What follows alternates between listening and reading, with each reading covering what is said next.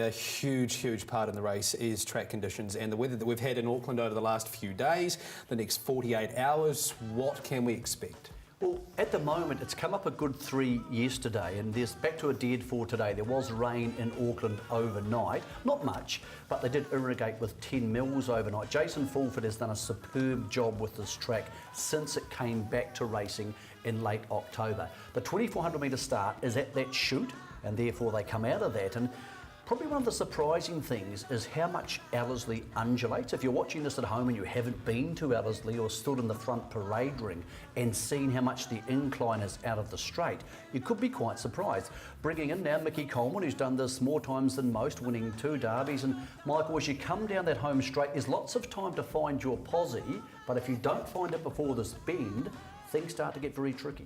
Yeah, well, you've got a straight run, probably 400 metres to the winning post, and from there, you know, at the winning post, you really want to be in your position by then and trying to get your horse to relax. You know, there's quite an incline from the winning post up to around about the 1600 metre mark. So you don't really want to be working overtime up there or having to be pushing forward. And you know, at the winning post, you want to have your horse nice and relaxed and just in his own space and breathing well. We see the variables in the track here, a little bit of a rise, then downhill, getting into the back straight, then uphill again.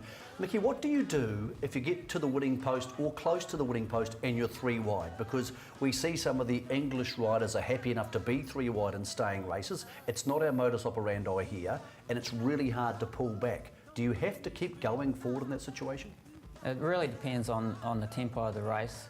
If it's a slow pace, well, you can keep crawling forward until you get in, but in most cases you'll be forced to keep going around until you end up outside the leader or going to the front yourself. But if there's some pace on, you know, it creates a few more gaps and you might be able to sneak in, you know, or just back in front of one. So we're sweeping into the home straight here. How much of a concern in the Derby is the fact that some horses may not run 2400 metres and therefore you could get stuck behind the wrong horse? At the 800 metres, are you looking to get behind the right horse? Is that the main thought process?